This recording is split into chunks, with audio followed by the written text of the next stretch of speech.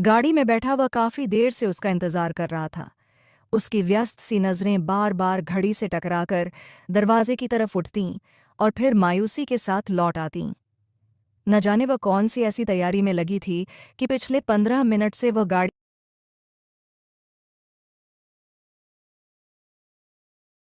में बैठा लगातार इंतजार कर रहा था, जबकि आज तक एक सेकंड भी किसी का इंतजार करना उसने गवारा नहीं किया था। अभी उसने डैशबोर्ड पर रखा मोबाइल उठाया ही था कि उसे कॉल करके अच्छी खासी सुनाए, तभी वह बाहर आती हुई दिखाई दी। उसने दूर से एक नज़र उसे देखा और फिर अपनी नज़रों का रुख मोड़ लिया। दिल में अजीब सी हलचल हो रही थी। वह नहीं जानता था यह सफ़र कैसा रहेगा, लेकिन इस समय यह ज़रूरी था कि वह उसकी हमसफ़र के दर्जे पर फायज हो चुकी थी। गाड़ी का दरवाज़ा खोलकर जैसे ही वह अंदर बैठने लगी, जैद ने सिर उठाकर एक नज़र तफसीली उसका जायज़ा लिया। उसके चमकते चेहरे पर उसकी नज़र ठहर गई थी। बड़ी बड़ी झुकी हुई आंखें, मेकअप न के बराबर, बालों की ढीली ढाली चोटी जिससे निकलती लटें उसके चेहरे को छू रही थीं। दुपट्टा खूबसूरती से जमाया हुआ था और तब उसकी नज़र उसके वजूद पर आकर ठहर गई। सफ़ेद रंग का कुर्ता जिसमें हल्की कढ़ाई थी, बारीक लेस के साथ अच्छा लग रहा था, लेकिन उस वक़्त उसके वजूद को पूरी तरह छुपाने में नाकाम था। कपड़ा इतना पतला था कि सब कुछ झलक रहा था, या फिर देखने वाले की नज़र का कमाल था कि वह अंदर तक उसका जायज़ा ले चुका था। जबकि उसने सिर पर अच्छे से दुपट्टा जमाकर खूबसूरती से पल्लू को कंधों पर सेट कर लिया था, फिर भी वह उसे अजीब लगी। जब वह काफ़ी देर तक उसे देखता रहा, तो आयमा ने हैरान नज़रों से उस चेहरे को देखते हुए आहिस्ता से पूछा, क्या देख रहे हैं? क्या मैं अच्छी नहीं लग रही? उसका लहजा भी उसी कुर्ते की तरह नरम और नाजुक था। तुम ये पहनकर पार्टी में जा रही हो? वह थोड़ा सहम गई और झुककर कुर्ते को देखने लगी। कुर्ता ढीला ढाला था, फुल बाहों वाला और लंबाई में भी बराबर। उसे इसमें कोई खास कमी नजर नहीं आई। जी, क्या ये अच्छा नहीं है? उसकी नज़रों का मकसद समझते हुए वह बुरी तरह सहम चुकी थी और चेहरे पर गहरी लाली फैल गई थी। मुझे लगता है तुम्हें ज़्यादा ही शौक है इस तरह की ड्रेसिंग करने का, ताकि तुम्हारे वजूद का अंदरूनी नक्शा भी लोगों को दिखे। ज़ैद शायद उस कुर्ते के मुलायम कपड़े से झलकती रौनकें देख रहा था। उसकी बात समझते ही उसने बेतहाशा दुपट्टा और ज़्यादा खुद पर फैला लिया। दुपट्टा फैलाने से कुछ नहीं होगा, उतरकर बदल कर आओ। ये सारे शौक मेरे सामने पूरे कर लिया करो। ज़ैद के साथ यह शायद पहली बार था कि इतनी लंबी बातचीत हो रही थी, वरना उससे पहले तो उसने उसका अंदाज़े बयान ही नोट नहीं किया था। जब भी वह बात करती, वह उखड़े लहजे में एक शब्द का जवाब देकर उठ जाता, लेकिन अब जिस तरह से वह उसे डांट रहा था, वह बुरी तरह सहमकर सिर झुका गई। चाची जान ने मुझे गांव से कोई कपड़े लाने ही नहीं दिए, और इस वक्त मेरे पास बस यही एक है।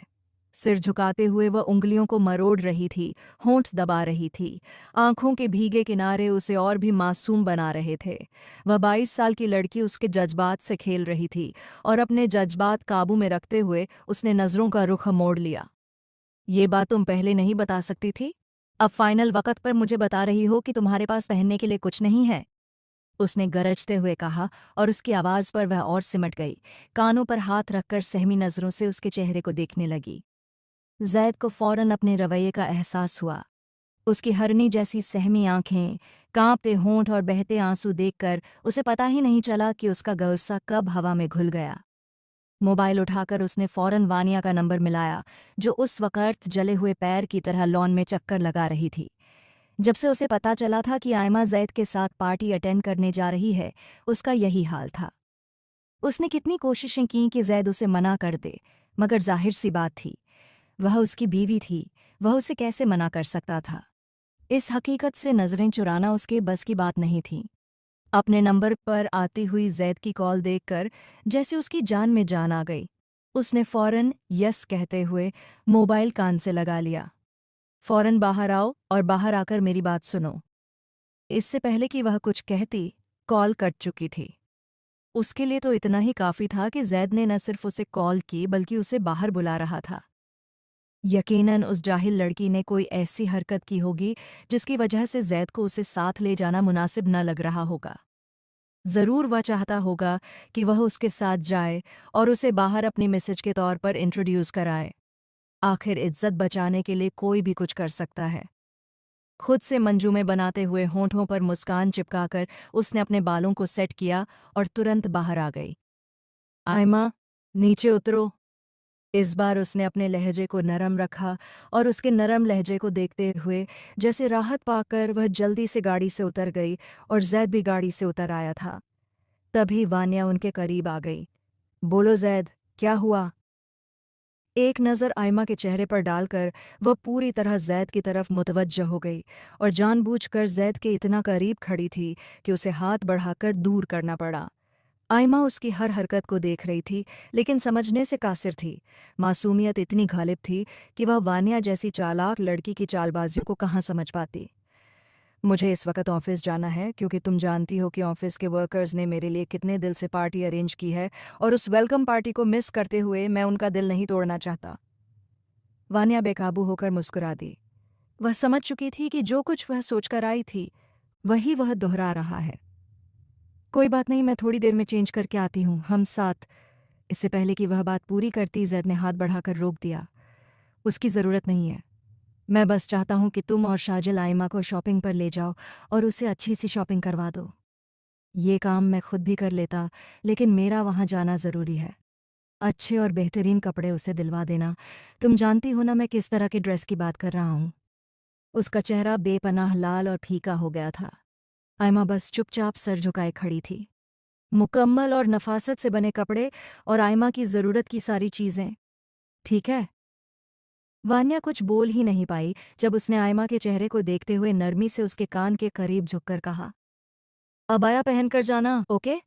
और उसके इस करीब आने पर आयमा सहमते हुए उसकी तरफ देखने लगी और सर हिला दिया।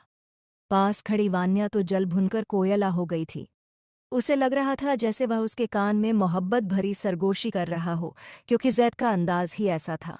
वह गाड़ी में बैठा और वहां से चला गया, जबकि वान्या काफी देर तक आयमा का चेहरा जलती सुलगती नजरों से देखती रही और फिर सख्ती से उसका हाथ पकड़कर उसे अंदर ले गई। उसकी सख्त पकड़ पर वह बस कसकर रह गई। खाला अम्मी, मम्मा। वह अंदर जाकर जोर से चीखी। नायला बेगम और सितारा बेगम बाहर निकल आईं। क्या हुआ? उसकी माँ ने देखते हुए पूछा। जैद ने हुक्म दिया है कि मोहतरमा को शॉपिंग करवाने जाऊं, वह भी मैं।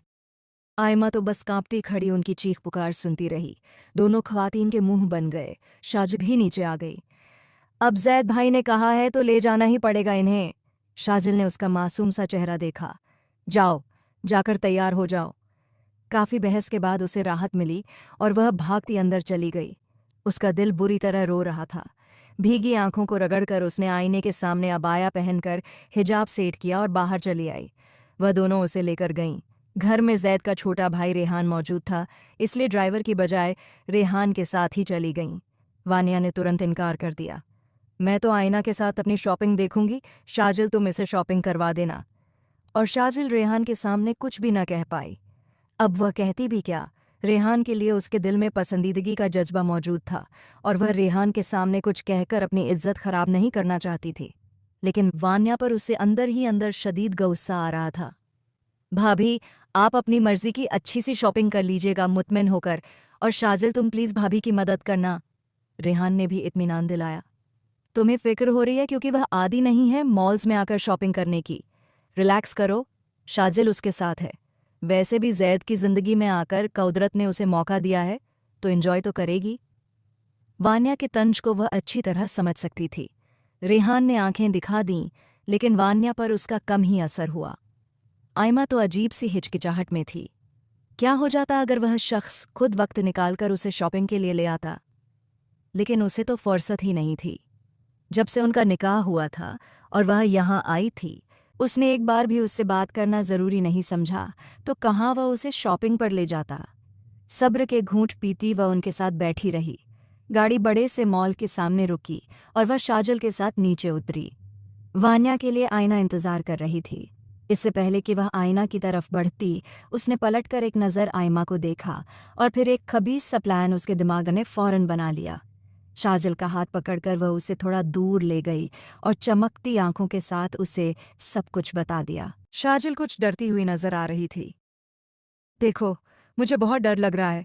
अगर रेहान को पता चल गया और जैद भाई को भी? अगर आयमा ने जैद भाई के सामने जुबान खोल दी तो मेरी खैर नहीं। शाजिल बहुत घबरा रही थी। तुम अच्छी तरह जानती हो कि जैद उसकी एक भी बात नहीं टालता, और ये सब होने के बाद तो वह मुझे अपने कमरे से भी बाहर निकाल फेंकेगा। मेरी बहन हो, मेरे लिए इतना नहीं कर सकती। और शाजिल को मजबूरन चुप रहना पड़ा। वह अच्छी तरह जानती थी कि वान्या जैद से मोहब्बत करती है, उससे शादी करना चाहती थी, और अब आयमा और जैद के रिश्ते को बिगाड़ने की कितनी कोशिशें कर रही है। ये सब कुछ इतना अचानक हुआ कि वह बौखला सी गई, और अब उसकी साजिशें शुरू हो चुकी थीं। चलो आयमा, तुम शाजिल के साथ जाओ और अपनी मर्जी से हर चीज खरीद लेना।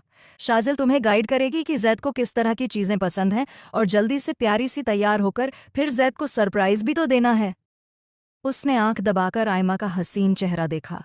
आयमा अजीब नजरों से वान्या को देख रही थी। अभी कुछ देर पहले जो उसे लगातार तंज का निशाना बना रही थी, अब पल भर में कैसे बदल गई और मीठी शक्कर की तरह लहजा अपनाकर इतनी अपनाइश से बात कर रही थी।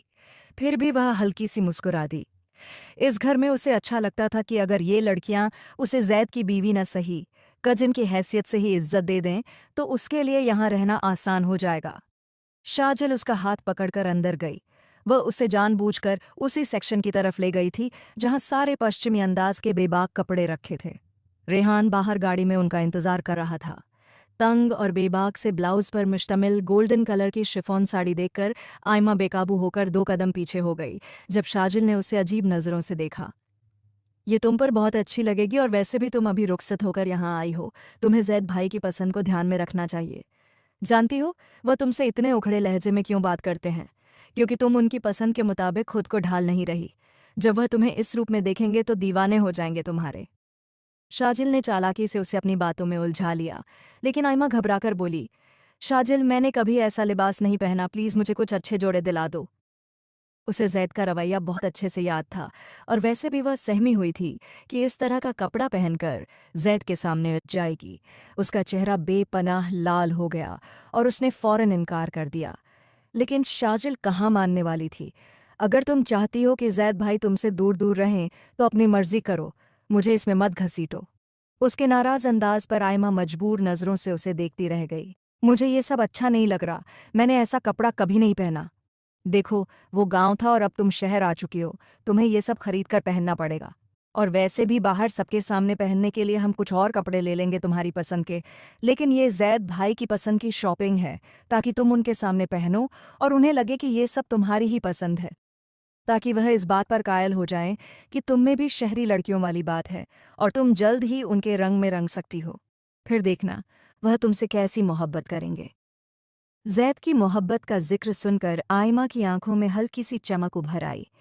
किसे अच्छा नहीं लगता कि उसका शौहर उससे सराहे, और वो जो चंद दिन पहले ही उसका शौहर बना था और हर रात उसे नज़रअंदाज करके उसकी तरफ पीठ फेर कर सो जाता। उससे बात करना तक ज़रूरी नहीं समझता था। उस हसीन और जलील मर्द की कुर्बत से वह कैसे इनकार कर सकती थी। और वैसे भी अम्मा ने उसे गांव से रवाना करते समय समझा दिया था कि जैसा जैद चाहे वैसा ही करना। वह बहुत अच्छी तरह जानती थी कि जैद और उसमें ज़मीन आसमान का फ़र्क है। सो उस रोज़ वह शाजिल और वान्या की चालबाजी का शिकार हो गई।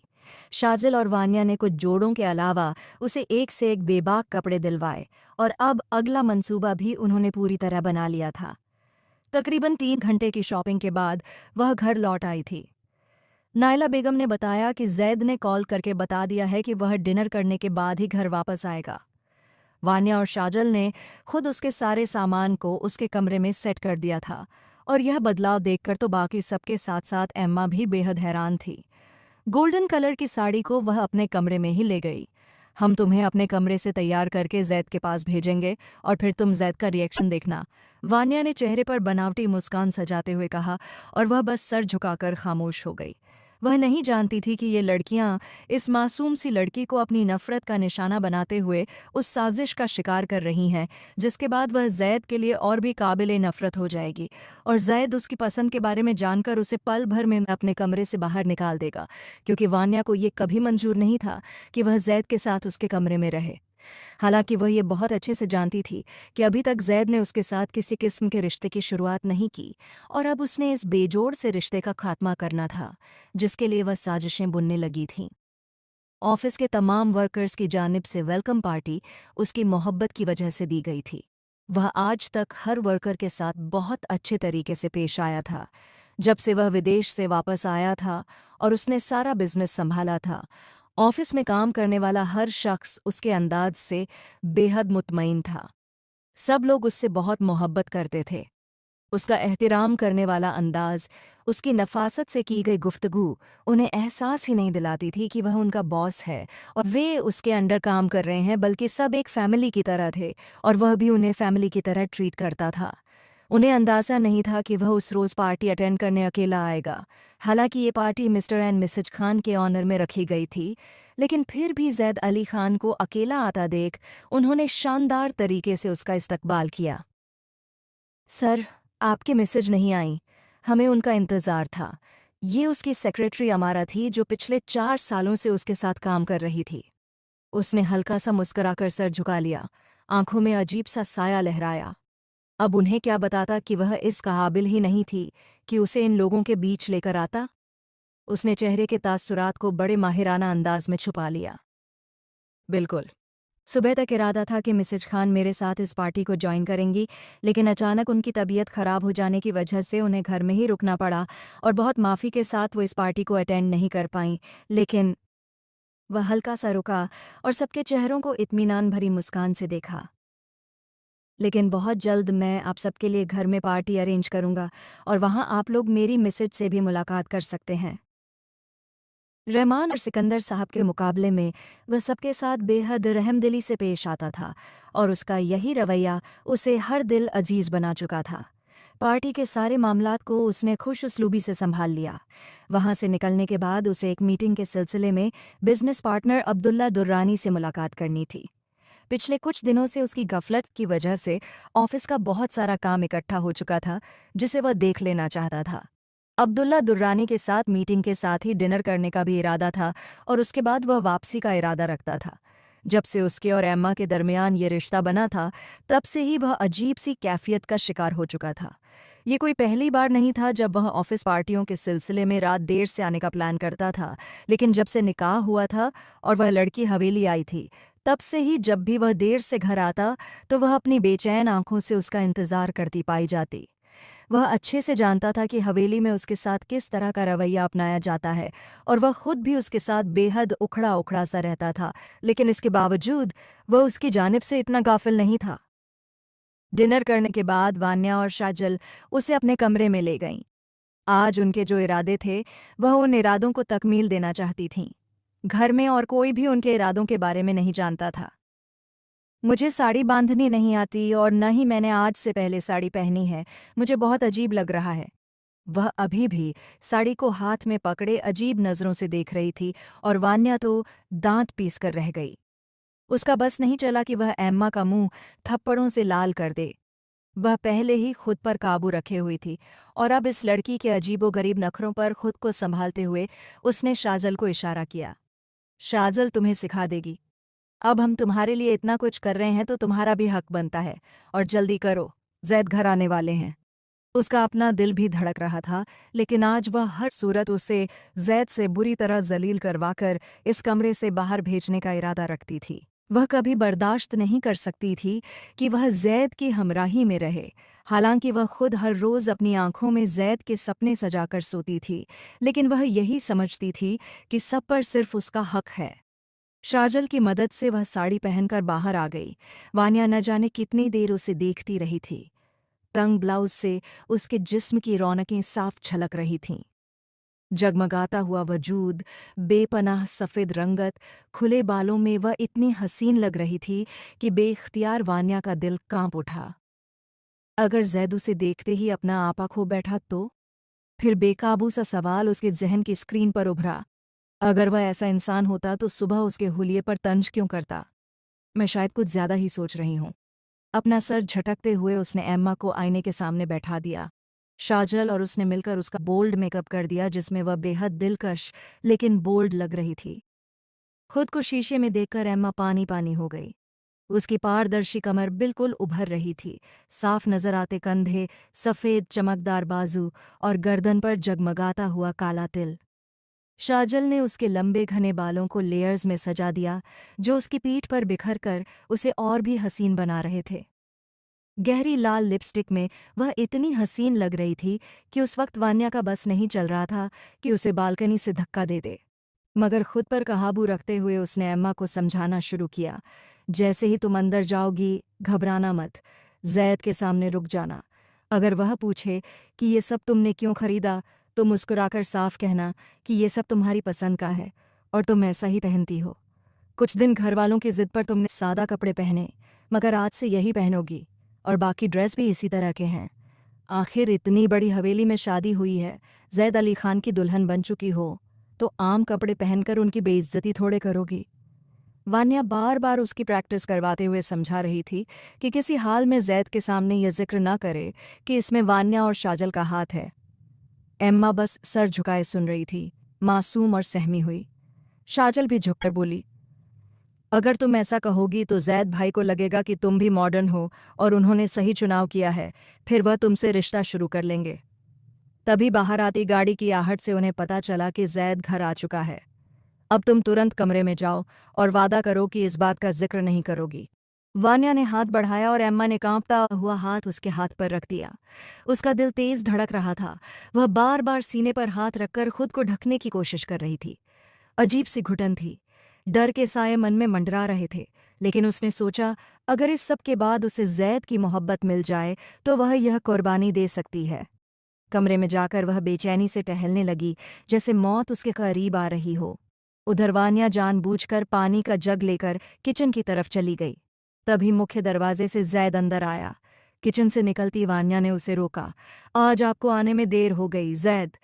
उम्र में छोटी होते हुए भी वह उसे भाई कहने से इनकार करती थी, हालांकि वह कई बार समझा चुका था।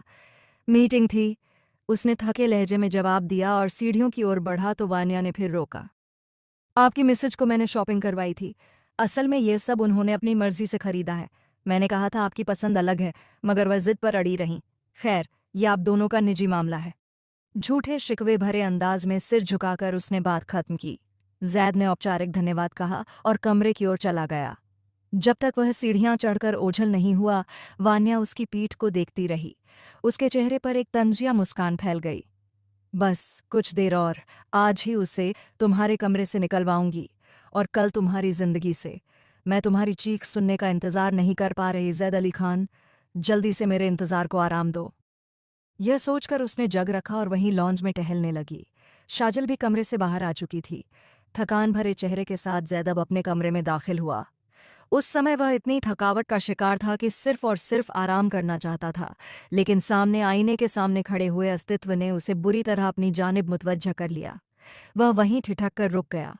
दरवाजे की जानिब पीठ किए वह आईने के सामने खड़ी अपने नाखूनों को बुरी तरह कचले जा रही थी। उसने अपनी आंखें मींच रखी थीं। सारा बनाया हुआ हौसला पल भर में गारत हो गया। उसका अस्तित्व कांप रहा था। वह कदम कदम चलकर उसके करीब आ रहा था और वह कबूतर की तरह अपनी मौत को सामने देखकर आंखें झुकाए खड़ी थी। जैद भी उसे देखकर उतना ही हैरान था। उसकी कमर पर बिखरे हुए बाल वह शायद अंदाज़ा नहीं लगा पा रहा था, और अगर लगा भी रहा था तो यकीन नहीं कर पा रहा था कि सामने खड़ी लड़की एम्मा है। एम्मा को जब अपने करीब कदमों की आहट महसूस हुई तो वह बेकाबू होकर पलटी और जैद की आंखें फटी की फटी रह गईं। उसने बेतकल्लुफ उसकी भूरी बड़ी आंखों में देखा, जिन्हें मेकअप ने और भी सहरंगेज बना दिया था, और फिर उनमें मौजूद खौफ की लाली उन्हें और भी खुमार आलूद बना रही थी। उसकी आंखें उसके लबों से टकराईं, बेपनाह सुर्ख होंठ जो इस वक्त कांप रहे थे। उसकी सफ़ेद सराहीदार गर्दन और उस पर अपनी सल्तनत कायम करने वाला काला चमकता हुआ तिल जैसे उसके हुस्न का सदका उतारने के लिए वहां मौजूद हो। उसके चेहरे की रंगत बेहिसाब सुर्ख थी। सफ़ेद रंगत में घुली हुई लालियां उसे और भी गुलाबी बना रही थीं। जैद की नज़रें नीचे तक उतरती चली आईं और फिर बेकाबू होते हुए भी उसने अपने जज्बात पर काबू पाकर नज़र का रुख बदल दिया। उसकी नज़रों को अपने वजूद पर उतरता देख वह सिमटती हुई 2 कदम पीछे हो गई। ये सब कुछ मैंने अपनी मर्जी से किया है। उसकी आंखों में हल्की हल्की नमी छा रही थी। बात करते हुए वह बार बार पलकें झपकाकर इधर उधर देख रही थी। घबराहट की वजह से उसकी गर्दन पर पसीने के कतरे उभर आए थे। जबकि जैद दिलचस्पी से उसके तैसुरात देखता हुआ कदम बढ़ाकर उसके और करीब चला आया। इतना करीब कि वह बेकाबू होकर पीछे आने से टकराई और रास्ता बंद होने की वजह से वहीं कैद हो गई।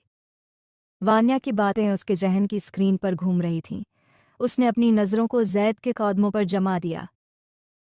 मुझे सब अच्छा लगता है, मैं पहले भी पहनती हूँ। उसका लहजा डगमगा रहा था, लेकिन वह खुद पर काबू रखने की कोशिश कर रही थी। जैद ने हाथ बढ़ाकर नरमी से उसकी गर्दन पर बिखरे हुए पसीने के कतरों को छुआ। इतनी ठंड में भी तुम्हें पसीना आ रहा है, हालांकि तुमने यह सब कुछ अपनी मर्जी से पहना है। वह खुमार आलूद सरगोशी में बात कर रहा था, जिसने उसके जज्बात को अपने घेरे में ले रखा था। वह बेहिसाब सुर्ख हो गई। जैद ने कोट उतारकर बेड पर डाल दिया। अब फुर्सत से उसका जायजा ले रहा था। तो यह रही तुम्हारी आज की शॉपिंग, जो बकौल तुम्हारे तुमने अपनी मर्जी से की है। एक बार फिर फुर्सत से उसका जायजा लेकर उसने एक मबहम सी मुस्कान के साथ कहा, और वह जैद की नज़रों की ताब न लाते हुए बेख्तियार नज़रें झुका गईं। वान्या की सारी बातें जहन से धूल की तरह उड़ गई थीं, जैसे वह किसी बच्चे की तरह रटा रटाया सबक सुना रही हो। और जैद को अच्छी तरह अंदाजा हो रहा था कि वह इस वक्त किस कदर घबराई हुई है।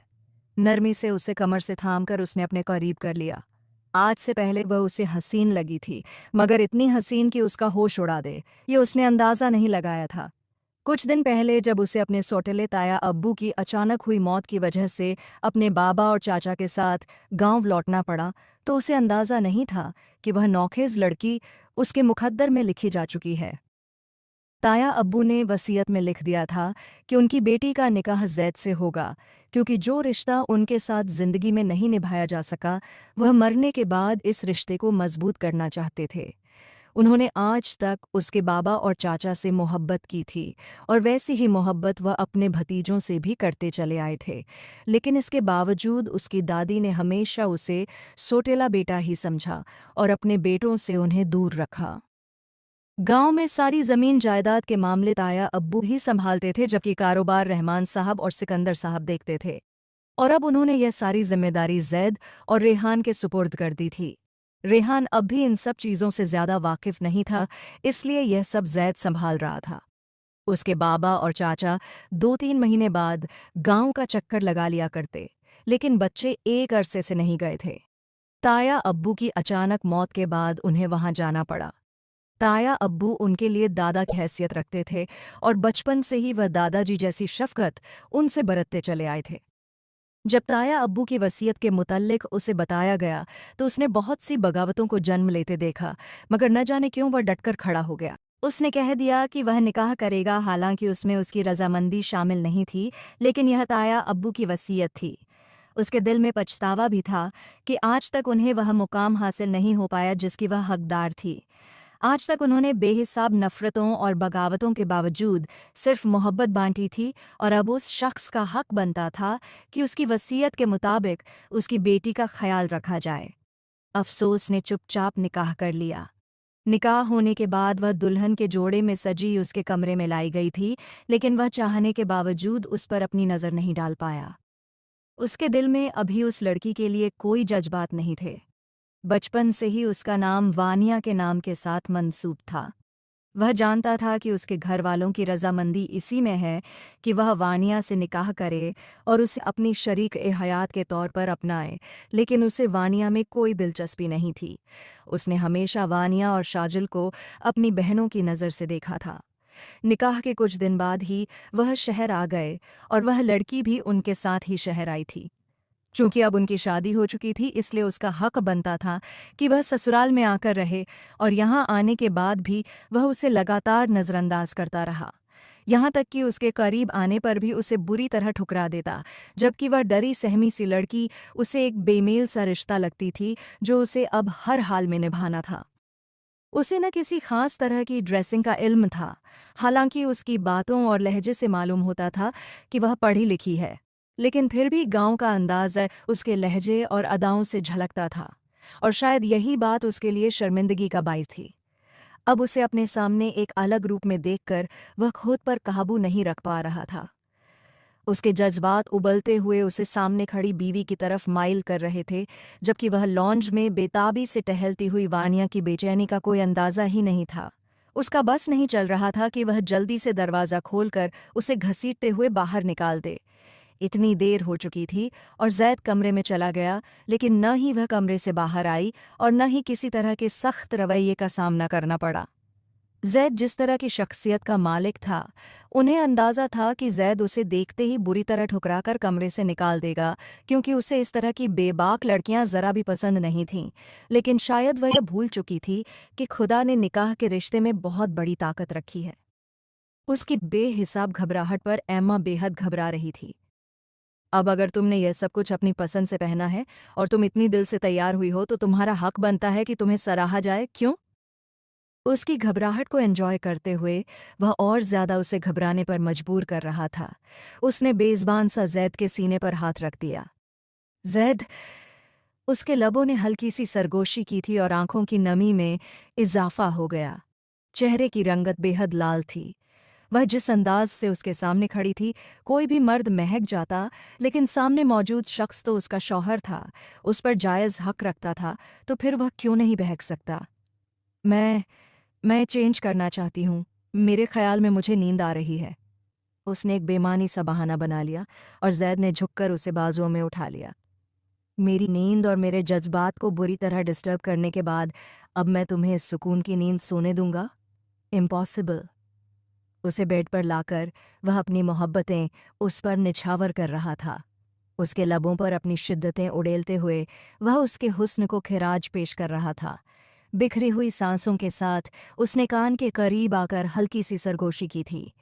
मुझे अच्छा लगा तुम्हारा ड्रेसिंग सेंस, लेकिन सिर्फ मेरे सामने। अगर तुम्हें मेरी तवज्जो और मोहब्बत पाने का इतना शौक है, तो तुम्हारा यह शौक मैं हर रोज़ पूरा करता रहूंगा। और वह अपने चेहरे पर हाथ रखकर बुरी तरह रो पड़ी। मुझे वानिया और शाजिल ने सब कुछ खरीद कर दिया है। उन्होंने कहा था कि आपको ऐसी लड़कियां ही अच्छी लगती हैं। और जैद ने अपने लबों पर मुस्कुराहट को बिखरने दिया। उसे पहले ही अंदाज़ा हो चुका था इन लड़कियों की चालाकियों से वह बहुत अच्छी तरह वाकिफ था। तो फिर तुम्हारा हक बनता है कि तुम्हें सज़ा दी जाए और तुम बिल्कुल खामोश रहो।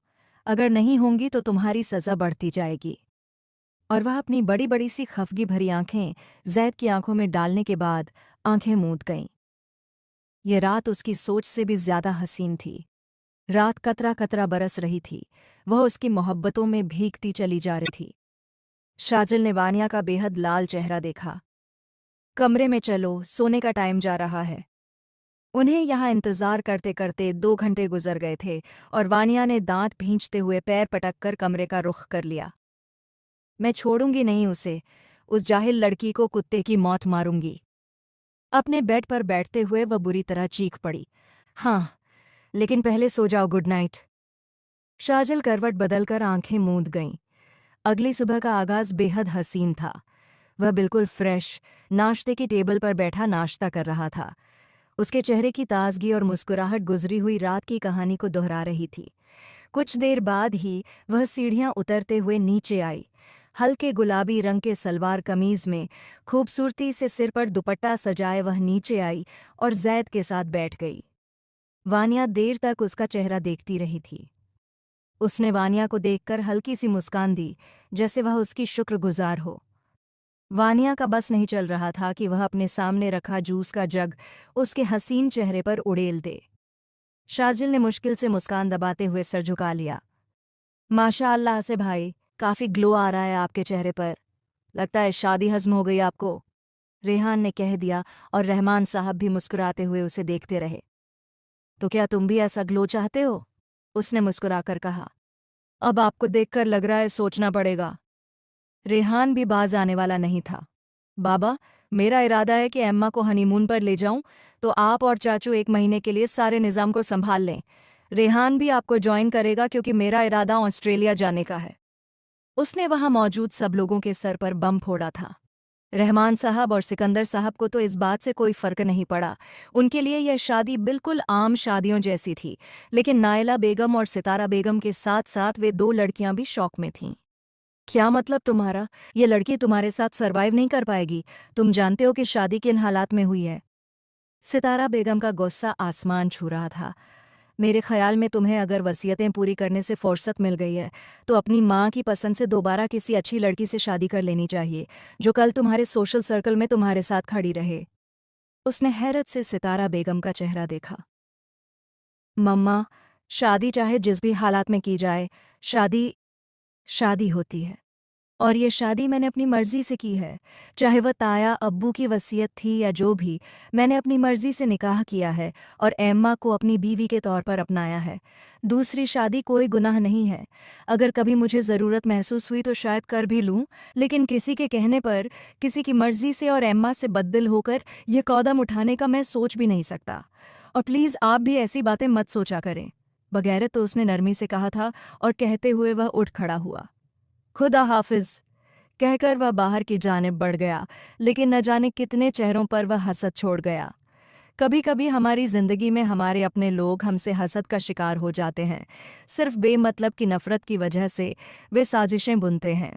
हालांकि वे नहीं जानते कि सबसे बड़ी चाल चलने वाला परवरदिगार है, जिसकी चाल के सामने हर साजिश करने वाले की चाल हार जाती है। अगले एक हफ्ते में एम्मा को अंदाज़ा हो चुका था कि वह उसके साथ नरमी और मोहब्बत के साथ साथ एतबार भी करता है, और वह उसकी मोहब्बत में संवरती हुई बेहद हसीन होती जा रही थी। लेकिन उसके दिल में मौजूद यह डर ज़ाइल नहीं हो रहा था कि वह उससे भी अच्छी लड़की डिज़र्व करता है, और यह बिल्कुल हकीकत थी। वह कुछ लोगों के दरमियान खड़ी घबरा जाती। उसका ड्रेसिंग सेंस अच्छा नहीं था। 2 दिनों के अंदर अंदर जैद ने उसे इतनी शॉपिंग करवा दी कि सब कुछ उसकी मर्जी के मुताबिक उसकी पसंद का लेकर दिया, लेकिन फिर भी उसकी घबराहट, उसका अदम एतबार, उसका लोगों की निगाहों से घबरा जाना, लोगों की बातों का जवाब न दे पाना और लोगों की साजिशों को न समझ पाना। कब क्या पहनना है, कब क्या बात करनी है, जैद के साथ किस तरह चलना है, ये सब बातें उसके लिए बहुत ज़रूरी थीं, और उसके अंदर ये गिल्ट बढ़ता जा रहा था। 1 हफ्ते बाद उनकी फ्लाइट थी। उस रात भी वह जैद के सीने से लगी बुरी तरह रो दी। चाची जान ठीक कहती हैं, आपको शादी कर लेनी चाहिए, आपको मेरे सहारे नहीं बैठना चाहिए। मैं शायद आपके बिस्तर तक अच्छी बीवी साबित हो सकती हूँ, लेकिन बाहर नहीं। और जैद ने उसका चेहरा बुरी तरह दबोच लिया। खबरदार, अगर अपने बारे में ऐसा कुछ कहा तो तुम्हें लगता है कि मैं तुम्हें सिर्फ एक खेल समझता हूँ जो बिस्तर पर मेरे लम्हात को हसीन बना देगी? तुम मेरे लिए जिंदगी का खूबसूरत साथ हो, जिसमें मौजूद हर एक कमी को मैं खुद ही हैंडल कर लूंगा। जाने से पहले वह उसे गांव ले गया, सबसे मुलाकात भी करवाई। वानिया इतनी जल्दी हार मानने वाली नहीं थी। जिस रोज़ वह हनीमून के लिए जाने वाले थे, उसने उसी रोज़ बहुत बड़ा हंगामा शुरू कर दिया, और बात यहाँ तक बढ़ गई कि उसके हाथ जैद के गिरेबान तक पहुँच चुके थे। तुम निहायत ही घटिया और झूठे इंसान हो। तुम मुझसे मोहब्बत करते थे, कल तक मेरे साथ वक्त गुजारते रहे, और आज इस जाहिल और गंवार लड़की से तुमने शादी करके अपनी जिंदगी बसा ली। जैद हक्का बक्का सा उसे देखता रह गया। उसने आज तक उसे छोटी बहन की हैसियत से देखा था, चाहे घर वाले जो भी चाहते थे, लेकिन वह इस सब में शामिल नहीं था।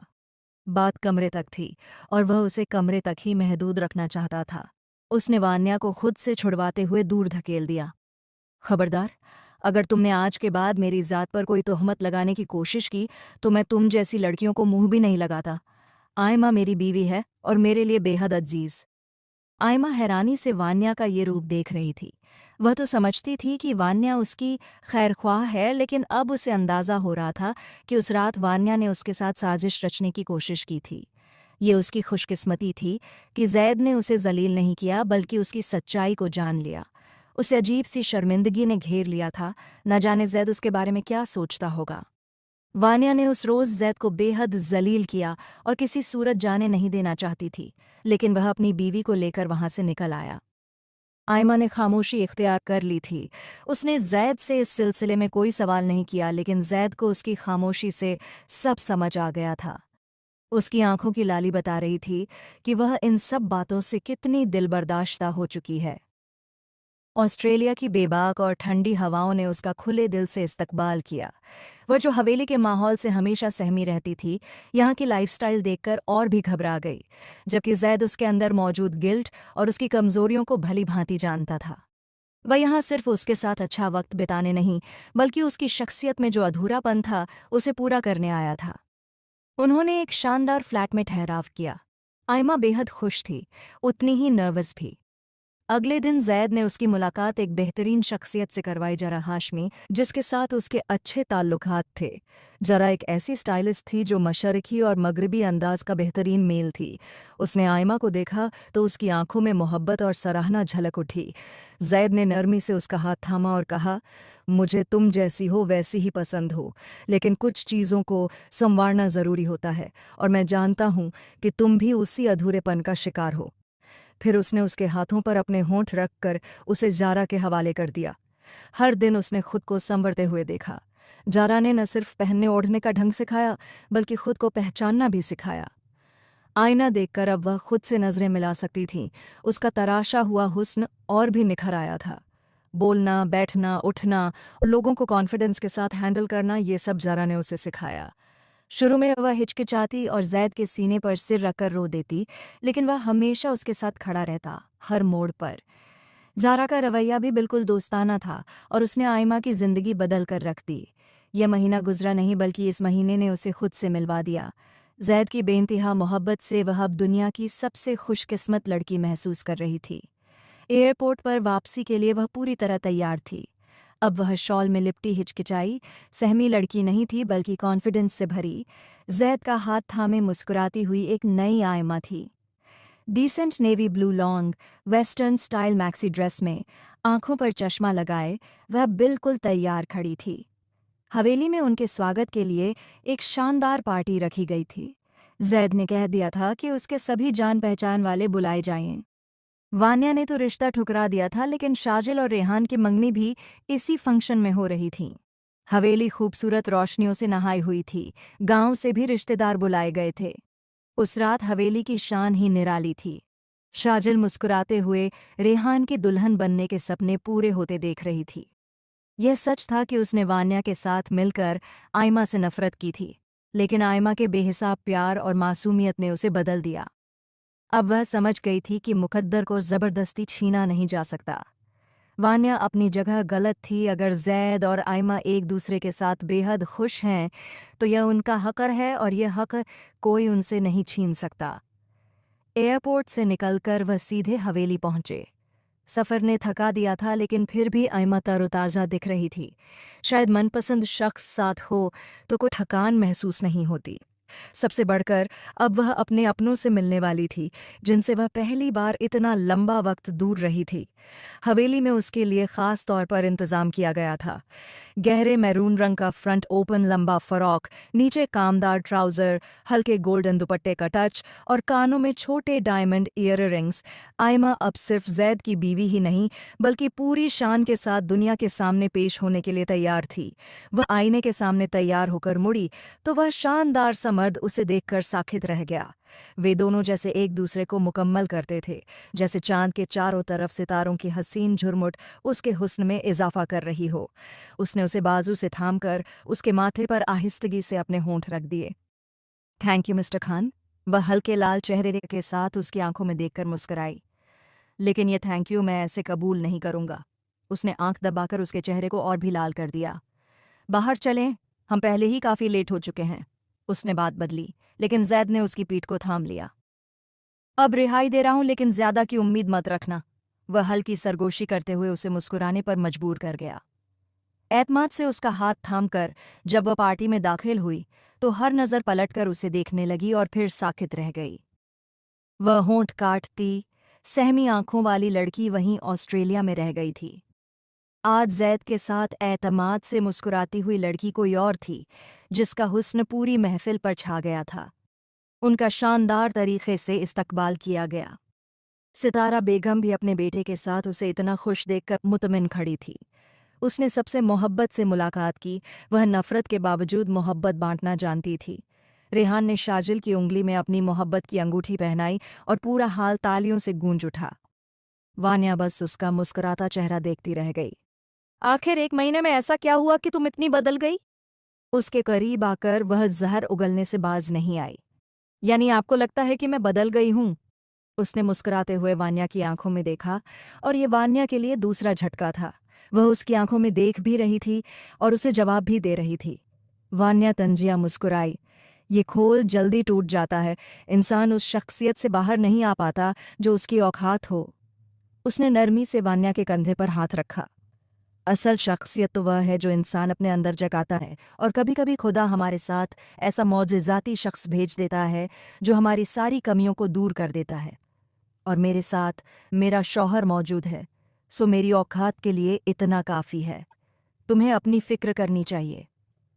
वह उसके करीब से गुजरती चली गई। जद उसका इंतज़ार कर रहा था। उसने उसका हाथ थामा और उसे स्टेज तक ले आया। Hello everyone, meet my missus Aima Zaid Khan, एक ऐसी दिलकश लड़की जिसने मुझे मुकम्मल कर दिया। जैद ने नरमी से अपना हाथ बढ़ाकर उसे अपने साथ लगा लिया। महफिल में न जाने कितनी नज़रें रश्क ज़्यादा होकर उनके चेहरों पर जमा रह गईं। उनके माँ बाप भी अपने बच्चों को मुकम्मल देखकर मुतमिन से मुस्कुरा रहे थे।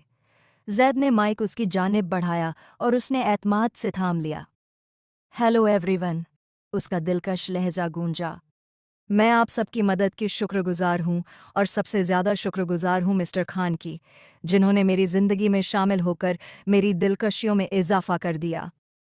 वान्या देर तक उसका मुस्कुराता चेहरा देखती रही, जैसे उसे एहसास हो चुका हो कि अब वह शानदार मर्द कभी उसका नहीं हो सकता, सो उसे पाने की उम्मीद छोड़ दे। आयमा बोलती चली गई और वान्या उसके लफ्ज़ों में खोती चली गई। कुछ लोग आपको मुकम्मल करने के लिए पैदा होते हैं, कुछ लोग काबिल मोहब्बत होते हैं, और मेरे साथ खड़े मेरे हस्बैंड मेरे लिए काबिल मोहब्बत हैं। वे मौजज़ाती शख्स हैं जिन्होंने मुझे दुनिया से मुतारिफ़ होना सिखाया। आज मैं जो कुछ हूँ सिर्फ़ अपने खान की वजह से हूँ, और मैं पूरे एतमाद से कह सकती हूँ कि खान के बिना मेरी ज़िंदगी अधूरी है। I love you mister Khan. इतने हसीन इकरार पर वह खिल उठा। यानी जो तन्हाई में उसकी आंखों में देखने से घबराती थी, आज वही सब लोगों के बीच उसे प्रपोज कर रही थी।